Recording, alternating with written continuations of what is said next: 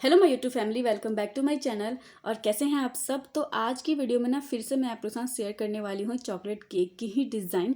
पिछली दो वीडियो में मैंने आप लोग के साथ चॉकलेट केक की डिज़ाइन ही शेयर की है और आज भी मैं आप लोग के साथ चॉकलेट केक की डिज़ाइन ही शेयर कर रही हूँ। बट आज का जो केक ना थोड़ा सा अलग डिज़ाइन में बनाऊँगी और ये बनने वाला है 1 kg में। और आज का जो स्पॉन्ज है ना, इसे मैंने चॉकलेट प्रीमिक्स से नहीं बनाया है। आज का जो स्पॉन्ज है ना, इसे मैंने वनीला प्रीमिक्स से बनाया है। तो वनीला प्रीमिक्स के लिए मैंने यहाँ पे ले लिया था 280 ग्राम वनीला प्रीमिक्स और 20 ग्राम मैंने उसमें ऐड कर दिया था कोकोआ पाउडर।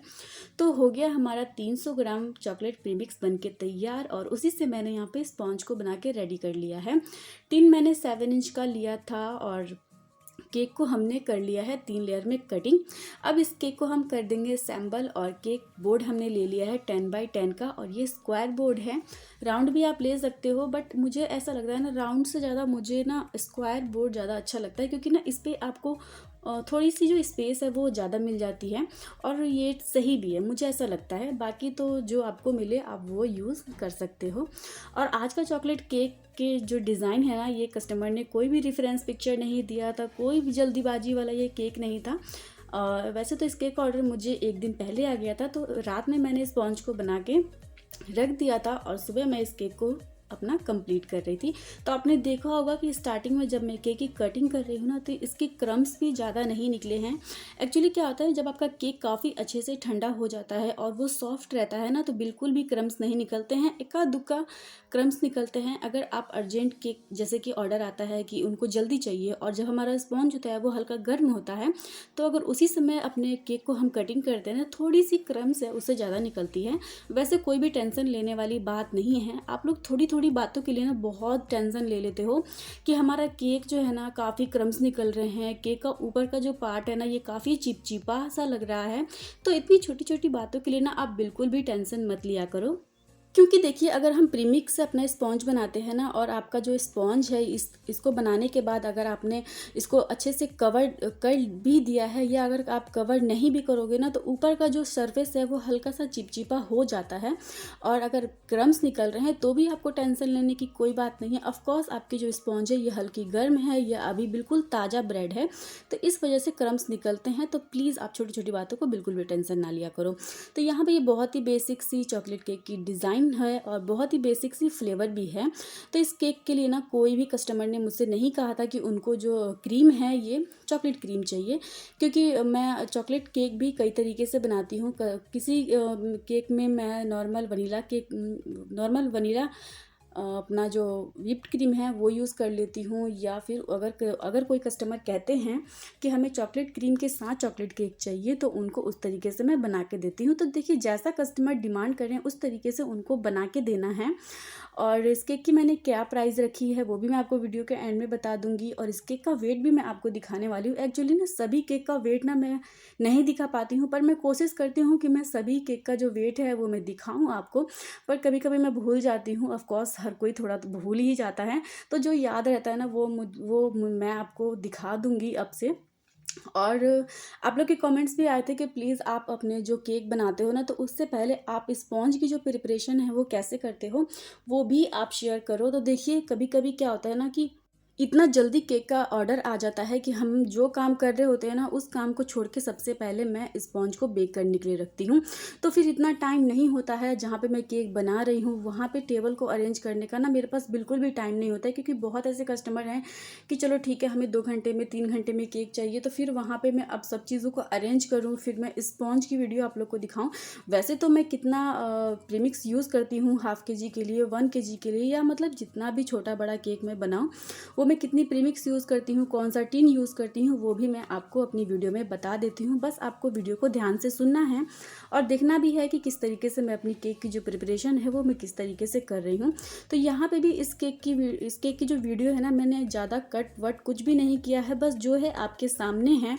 और इस केक को ना बनाने में मुझे ज़्यादा से ज़्यादा 25 मिनट लगे थे, क्योंकि सारी चीज़ें मेरे पास ऑलरेडी बनी हुई थी, गनाश भी ऑलरेडी मेरे पास बना हुआ था। और जैसे कि मैंने आपको बताया कि इस स्पॉन्ज को मैंने रात में ही बना के कंप्लीट कर लिया था, और जो गार्निशिंग मैं इस केक के ऊपर लगाने वाली हूँ वो मैंने मॉर्निंग में बनाया था, और व्हिप क्रीम है वो भी मैंने मॉर्निंग में बनाया था। तो केक बनाने में ज़्यादा समय मुझे लगा नहीं, और यहाँ पर मैं केक को कर रही हूँ फिनिशिंग करने के लिए आप स्क्रैपर और पैलेट नाइफ का ज़रूर यूज़ किया करें, और अपने केक को फिनिशिंग पे बहुत ही ध्यान दीजिए। केक आपकी प्रॉपर फिनिशिंग होनी चाहिए। 1 से 2 बार में कोशिश करिए कि आपकी जो केक है वो अच्छे से फिनिशिंग हो जाए। जैसे कि मैं इस वीडियो में आप लोग देख ही सकते हो, क्योंकि मैंने कोई भी कट नहीं किया है, जो है वो आपके सामने है। और किस तरीके से मैं केक को फिनिशिंग कर रही हूँ ये आप देख सकते हो। और इस केक को ना चारों तरफ मैंने जो हमारी कॉम वाली स्क्रैपर होती है वो भी मैंने घुमा दिया। इससे क्या होता है कि जो एक्स्ट्रा क्रीम होती है वो भी निकल आती है, और साथ ही साथ एक अच्छी सी प्यारी सी डिज़ाइन भी आपको मिल जाती है।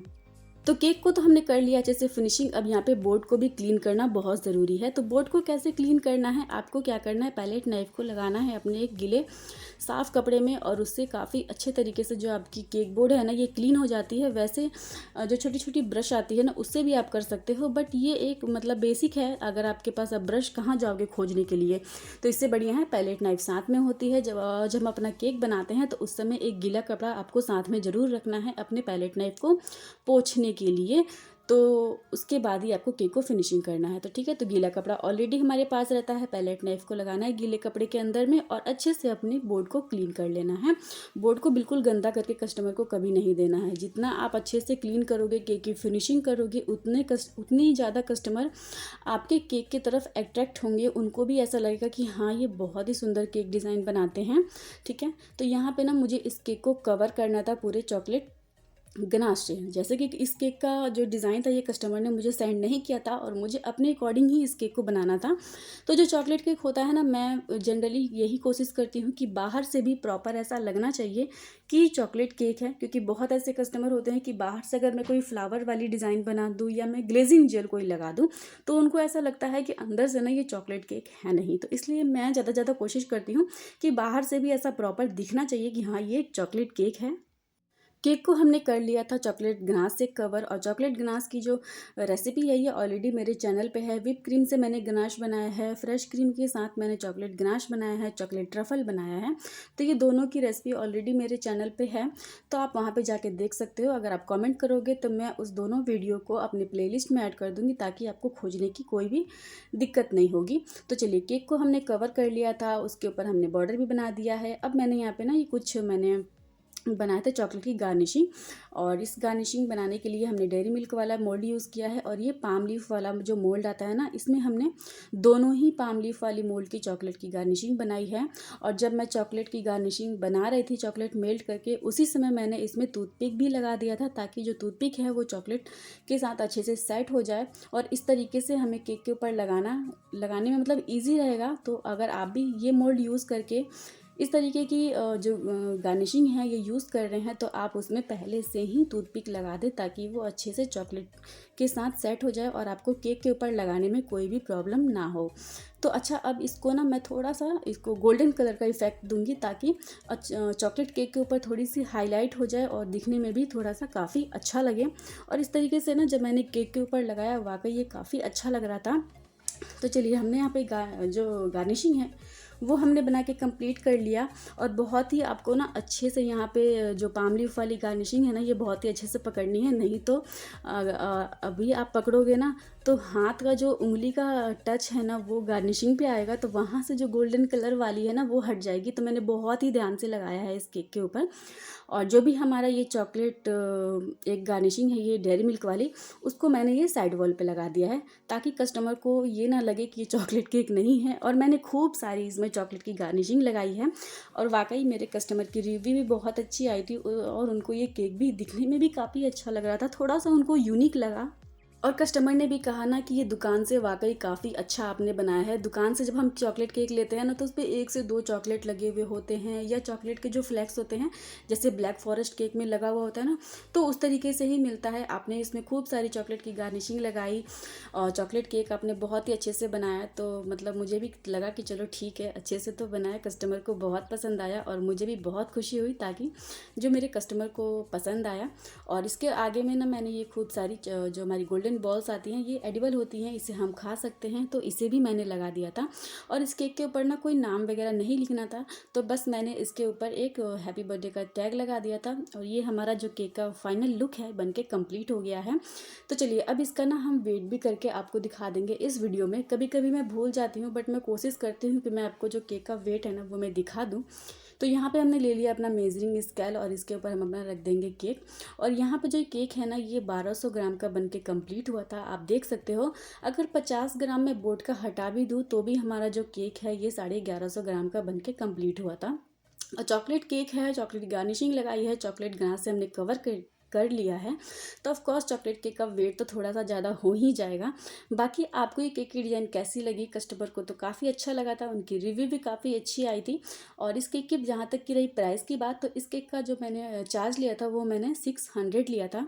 और आप अपने एरिया के अकॉर्डिंग कम या ज़्यादा कर सकते हैं। तो कैसी लगी वीडियो प्लीज़ कमेंट करके ज़रूर बताइएगा। और वीडियो को ज़्यादा ज़्यादा शेयर कीजिएगा अपने बेकर दोस्तों के साथ, और आप भी इस केक को ज़रूर ट्राई करिएगा। तो मिलते हैं अगले नए वीडियो में, तब तक के लिए bye bye and take care.